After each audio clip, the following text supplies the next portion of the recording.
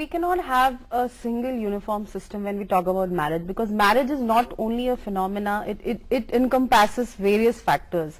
It encompasses psychology, it encompasses social factors, cultural factors, multi-ethnicity. So marriage cannot be looked upon just on one faction.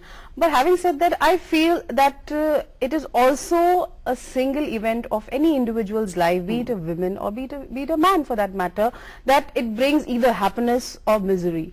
So when it comes to multiplicity of certain factors, you cannot rely upon any single factor and talk about change.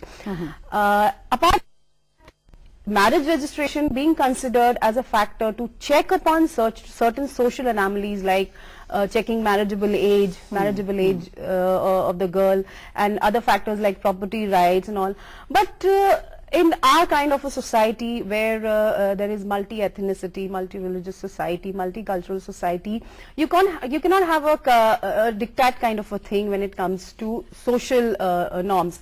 But that doesn't mean that we should stop working on this. It could be worked upon, like they have kind of alienated a certain group, a certain section of a religion. So it has to be seen through various factors. You have to look into the fact that what is the aim of this marriage registration. And I feel there are people who, despite not being forced or not being asked to make it compulsory to register marriage, they do go and register on their own will. Right. So, you have to see it through a various multiplicity of... let's stick to our social issue first here. So don't you think that this is actually going to empower the women somehow? Because at least this section of society is going to feel more empowered, more secure after something like this. See, registration of marriage is going to empower the, I mean, if it's a question of empowerment, it's going to empower the institution of marriage. Correct. But having said that, I feel that like we were discussing earlier, it's going to create more problems, because we have a society, like I earlier said, we have a society with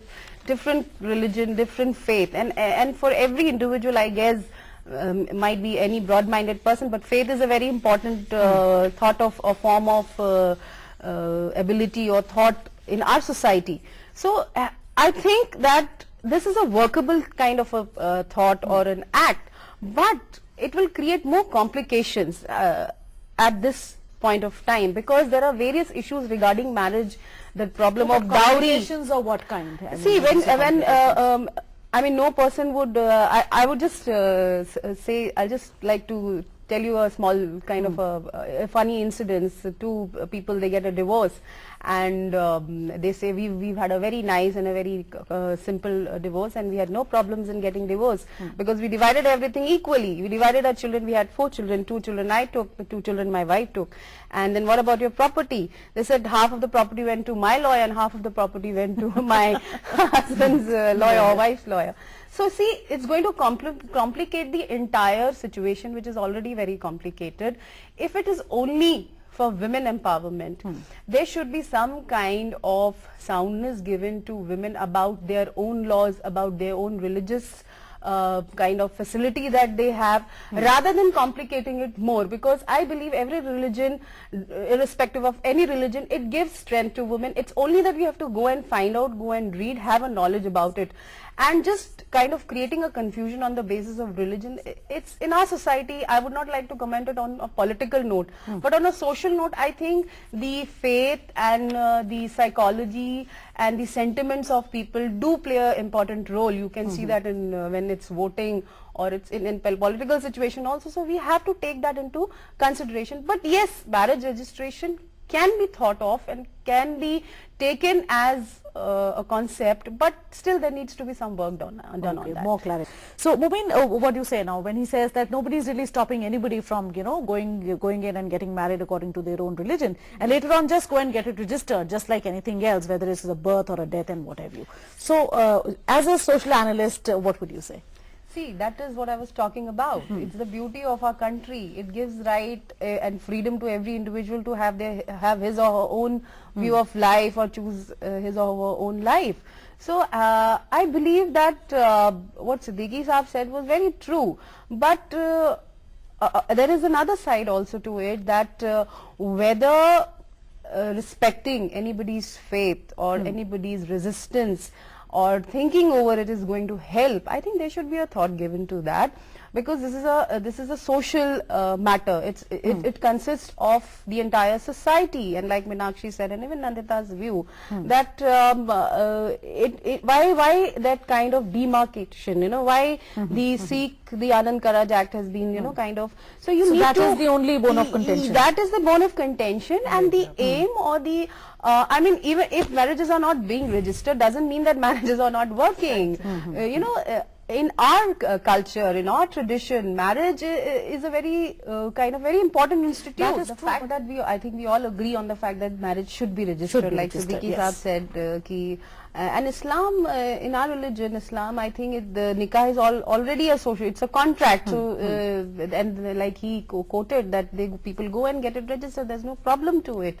So, having said that, I feel that one important fact, what even Nandita pointed out about, was dowry, the list of gifts. But my apprehension is that dowry itself is an illegal concept. Correct. So, why don't we work on these social evils that are a part and parcel of the institution of marriage, and now it's become one of the main reason for cases like baby Falak and baby Afreen, where girls are being tortured, trafficking. So we need to look at this point of view also, and need to kind of sensitize the people that it's not a part of a religious, attack or something. So that kind of consolidation and responsibility is towards the government when they make certain laws. I'm sure it's for the benefit of the women, for the benefit of a social balance or whatever. But there has to be a uniformity, and we all agree on that there should be no differentiation on the basis of religion or caste or creed. And if you can get married on your own religion way, and then you go and get it registered, but then why you have to mention about a particular religion being kind of alienated? So there also there will be a problem.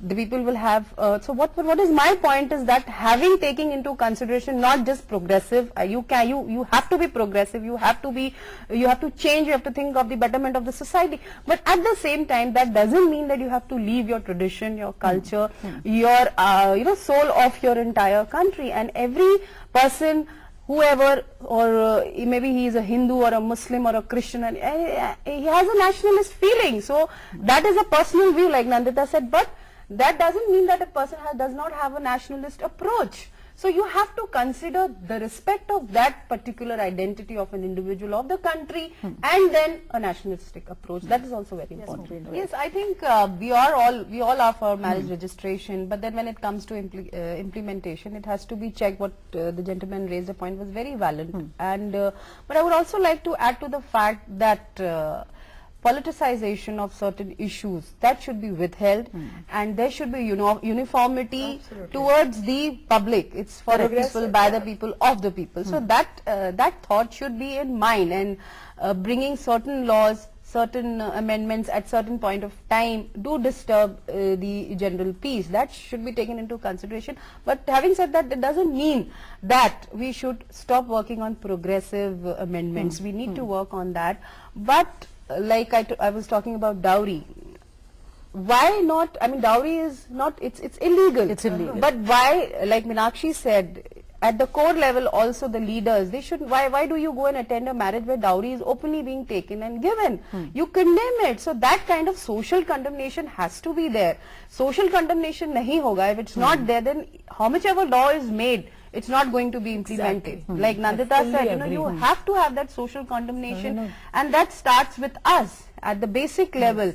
If I disagree to give and take dowry, I am actually following the law. But if I am in an office and I am taking dowry and giving dowry, I am not following the law of the land. I am not a nationalist. Then I believe that is the true nationalism. Correct. We need to depict. We have